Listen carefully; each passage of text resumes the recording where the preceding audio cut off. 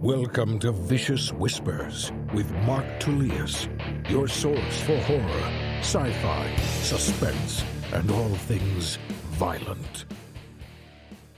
What's going on, guys? Thank you so much for joining me today on Vicious Whispers with Mark Tullius. At the end of the episode, I will read a scene from Trying to Die at Dethfest. Maybe two, depending on how well you listen. If you're a shitty listener, then you probably only get one. No, I will do two. It's early in the morning on Saturday. Generally, I try to record this on Friday. I'll do my newsletter on Friday. It used to be all Thursday, and then I would put it out on Friday. Now I'm starting to put it out on Saturday. But yeah, I would do it the night before. That way I wouldn't have to worry about it doing it first thing in the morning on Saturday morning. But here we are. I did not get it done yesterday. Part of the reason it didn't get done yesterday, I went and trained at 6 in the morning. And then I went back like at around 11:30 for the second half of the second class, the day class. I said having trouble thinking, trouble working. So I decided I might as well just go try to roll some more. So this week of jiu-jitsu was pretty good. 4 days, 5 practices, 4.5 practices. So yeah, a couple of the days I don't want to say depressed, but maybe not really feeling it as much. My body's been in a lot of pain. Just trying to warm up before class is painful. I had to take off. I didn't do any yoga this week with my buddy George because my body's just hurting too much. I have to be careful of overtraining. That might have been what happened when I went to DC. I might have just done a little bit too much. So this week was hard to get into. But then one day after I had taken my son to school, I have like a 15-minute window. I trained earlier that morning. I wasn't really feeling great about it. Everything hurt. My hands really hurt too. But then I picked up my guitar, started playing for those 15 minutes in between taking the kids. And it made a big difference because I realized while I was playing, I knew I was going to be in a better mood while playing. So that's why I picked it up. But then while playing, I realized, like, man, this is no different than jiu-jitsu. It doesn't matter if I suck at this song. It doesn't matter if I'm messing up, if it's not coming out perfect. It's the act of doing is what I'm enjoying. That's what's putting me into a better mood. Same thing with jiu-jitsu, whether I'm winning or losing, whether I'm having a great day on the mat or a terrible one. I'm still enjoying it. I like being there around the people, talk with everyone, friendly with everyone. I enjoy the community. I enjoy rolling. I enjoy the physicality of it. So I shall continue doing it. This week, my wife and I are going to Las Vegas with the team because we are competing at the IBJJF Worlds, Nogi Worlds. I think there's 4,000 people competing in this thing. It's huge. My wife competes, I believe, on Wednesday or Thursday, and then I think I'm on Friday. Right now, I only have one match. There aren't that many guys that are 50 and over, and I decided to stay in my age bracket just because my coach was telling me there's no reason not to. In my mind, it's a lesser thing to, like, if I do win 50 and over, it's like, oh, big deal, fucking 50 and over. And so in my mind, I was like, well, I should go to the younger kids or younger men and compete with them. But why not just have a fairly fair fight? So still not guaranteeing any kind of win. We'll see how it goes. We could easily lose. But it's all good. So that's just part of putting yourself out there. It's why a lot of people will never compete because they cannot risk losing. A lot of men especially, they won't do it because if they never do it, then they never have to lose. But they also never get to win. And they're fucking cowards. All right, let's see what else is going on. Oh, last week, the flight home from Washington, D.C. was awesome.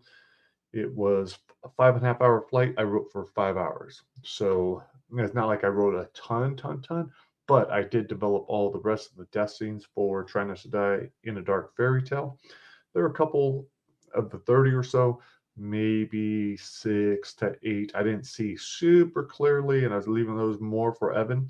But the rest, I think I gave him a pretty good start. Some of them were almost like 2 pages, page and a half of pretty developed death scenes. I'm now having him go and fix those up, put them back in his character's voice, and then we just need to get the final edit. So that thing is pretty much done as far as I'm concerned. I will go back over the death scenes one more time. I'll redo the whole story one more time. But in my mind, once I'm done being creative on a project, I'm going to say, okay, that one's done. That one's over. I'm good with that. Slash tag is being edited right now by Lindsay Smith, which is awesome. I had already done my big edit on it. I'm going to be the head editor on that one. It should be assisting me. And then I had a really cool breakthrough on Dethfest Confessions. So one of the big problems with Dethfest Confessions is authors have, when they're writing their stories, often going inconsistent with what's happening at Dethfest. Like, okay, well, that couldn't happen because that didn't happen in the book, or they actually did that in the book. It's written right there. So how are you going to say it's this? So there was a lot of that, a lot of headaches with that. And then there's the problem with, okay, well, in this story, the guards are this, but in this story, the guards do that. And so again, another kind of a big headache, but I just had a breakthrough on how I'm going to handle all that. It's going to be quick. It's going to be easy. And so I'm excited about that. So that is pretty much done. Going over those final stories. We don't have a long time. That is out in 3 weeks. So if you have not done so already, please tell your friends, pre-order that thing, Deathfest Confessions. It's going to be pretty awesome, pretty massive. And I'm excited about it. Very proud of it. Right now, if you want to check out one of the stories, if you enjoy extreme horror, Die Forever by Simone Trohan is out now. The German version is also out. Stirb ewig. So that is free on Amazon until I believe Monday. Next week we'll have the third one, Eat Me, free, and then the week after that we will have Fighting Fire with Fire by John Cone. Let's see what else is happening. Also, while I am finalizing those short stories, I also working on the bios for the Best of Dethfest and putting all those songs together. Lots of the bios are being created by the individual authors themselves of the bands, but the ones that do not have a bio, the ones that are not filled out by these authors, Glenn and I will be writing those. So that's another little project we have going on. I don't think that one will be ready in time for the Dethfest Confessions, the main anthology, but it'll be out fairly soon afterwards. In fact, I'm still waiting on the cover of that from my friend Brian, who did the Deathfest Moth, and he's done all kinds of awesome shit. So I'm anxious to see what that's going to look like. The monthly contest is over. I just selected winners. 2 were from the US, 2 from the UK. I'll put up the new contest today. Hopefully, it'll be up by the time you're listening to this. Otherwise, it'll be tomorrow, but that is always on my website. I'm going to do it once a month where they're giving away 4 paperbacks to people around the world. If you're in the US, I will do a signed copy. If not, I need to send you, I'll send you a copy direct from Amazon. All right, guys. I think I want to get some solid work done today. So I'm gonna wrap this thing up by reading you a little story. At the end of the last episode, or whenever we last read Deathfest, we had to make a decision. Kyle just went up to one of the guard trucks, one of the black trucks that's around. He was gonna ask the guy for something, and the guy pulled a gun on him and took off. And so he was pissed. He wanted you to go check it out with him. So that was your choice: investigate with Kyle or tell him we can meet at Viking. So I'm going to say we're going to go investigate because, yeah, I'm not going to let someone pull a gun on my friend. You crazy? Before. So you come on or not, Kyle says, acting like it's not a big deal either way. He's always been good at pretending he doesn't hold grudges, but I know he won't forgive me anytime soon for bailing on him, especially when he's already feeling wronged. Swear you're not going to do anything stupid? Like stick a gun in someone's face? He heads for the woods, following the Humvee's path. We pass a couple of small groups of concert goers hanging out in the trees. One of them even offers to smoke us out. Kyle shakes his head and keeps walking. Look, Kyle, I'll do some recon with you, but we're not going to rage on a bunch of guys with guns. I know, he insists. We're just going to check it out. We creep through the woods until we hit the back fence. The military guys have taken down a small section of fencing and left 2 armed guards on either side of it. The fence isn't very high and there's no barbed wire on top to prevent us from jumping it. Kyle goes first and I'm right behind him. The grass is dead, the leaves dry and crunchy, both of us watching our step as we creep closer to the sounds of vehicles and voices. Another 20 yards in the tree's end, a large section of the hill covered with black vehicles, men in military gear sitting around. There's that asshole who pulled a gun on me, Kyle says, pointing and peeking out from behind a giant oak. I can't see, so I take a small step but land on a pine cone, my shoes slipping out from under me. Oof! Stop right there, shouts one of the guards. Kyle splits for the fence. I'm right behind him, but falling back rapidly, my ankle sprained. 2 men with guns give chase on foot, a Humvee coming up to pass them. We're nearly to the thick section of trees. We're nearly to the thick section of trees when I glance back to see how close they are. My foot hits a root and I fall. My shoulder smack in the middle of the path. The air knocked out of me.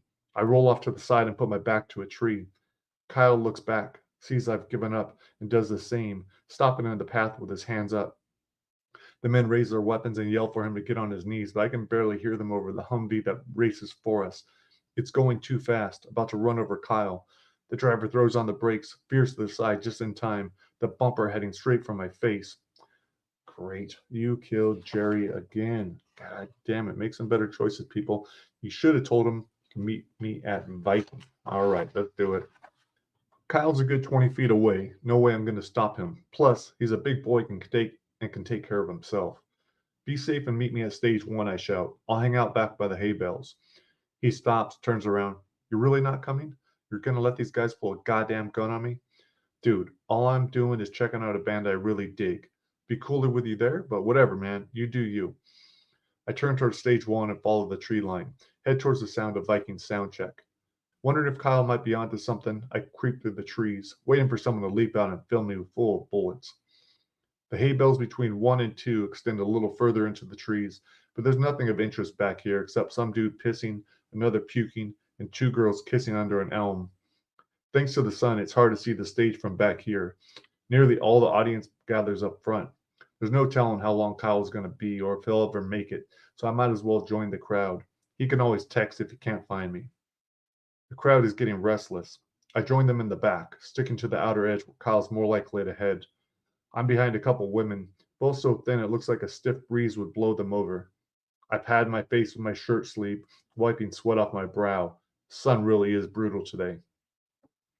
I text Luna if it didn't make me look so needy. It seems like she digs me, but that's hard to believe. Probably more likely that her niceness is a favor to Tess. A thank you for the ticket. The phone's back in my pocket, my eyes on the stage. No one's up there yet, but everything's in place. The massive drum set taking up the middle, the weaponized guitars and bass on stands to show off the bladed edges. The band walks out and I join the roar of cheers and screams. They've got to be sweating their asses off in their cloaks and tunics, but the outfits look authentic. Oscar Olson grabs his mic stand that's shaped like an axe, its razor-sharp blade bigger than his head.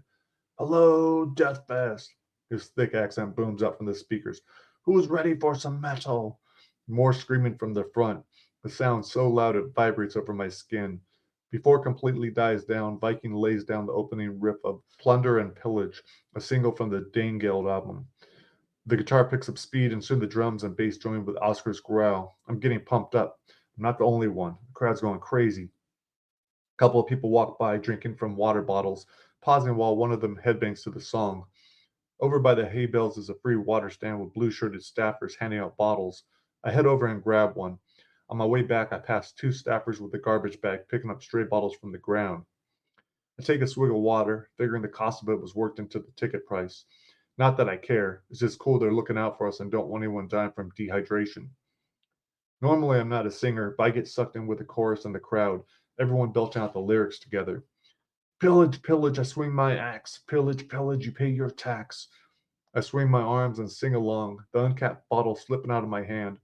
I pick it up off the dirt, half of it spilled out. No biggie. Plenty more where that came from. I take another swig and spot Kyle making his way over. He reaches me as Plunder and Pillage ends. Man, this is something weird, he says.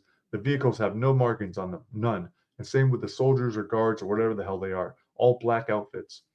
His eyes say his conspiracy wheels are turning at full speed. I ask, you thinking this some Blackwater type shit? For sure, man. Those suit guys look like scientists. They're probably just running safety drills or something. Doubt it. Everyone thinks metalheads are dirtbags. They're worried we're going to rebel. Well, to be fair, systemic collapse is performing. I'll give them that, he says with a smile.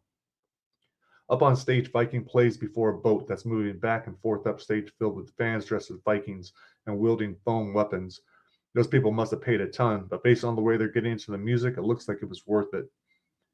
There's no reason to be hanging back so far. I nudge Kyle to move forward into the crowd. He nods and we make our way to the front, the mosh pit coming into view. As we get closer, Viking starts their third number, Blood Eagle, one of my favorites. On stage, they have actors to play the part, the song describing a ritual killing. The fake prop victim is strapped down by one actor while another cuts along the victim's spine. I bang my head along with the rhythm, the singers shouting for everyone to follow. We all sing as the two actors reach forward and pull apart the ribs of the victim, fake blood and gore spilling onto the stage.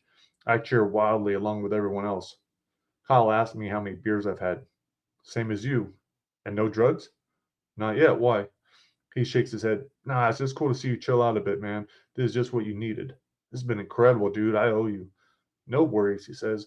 What do you say we get to the front for one last song? We've got to get all the way to stage 3, though. We'll go and grab us some beers, Kyle says. But after this song, I'd rather hook up with the girls and get a good spot for Systemic. You know they'll bitch if we don't. Kyle gets his evil grin on. I could probably be talked into leaving now if you'll sneak. Could probably be talked into leaving now if you'll sneak backstage with me. Dude, I'm not getting kicked out. That's right, you won't. These guys don't throw anyone out. Slap you on the wrist and say, oh, please don't do that anymore. It would be pretty badass to get back there. Not today, dude. So it's your call, he says. What do you want to do? All right, guys, 3 choices. Stay for the finale, leave early to sneak backstage at stage 3, or leave early and meet Tess and Luna by stage 3. So are you going to stay for the finale, leave early and go backstage at stage 3, or just leave early and meet the girls at stage 3? Choose wisely. All right, guys. Hope you have an incredible week.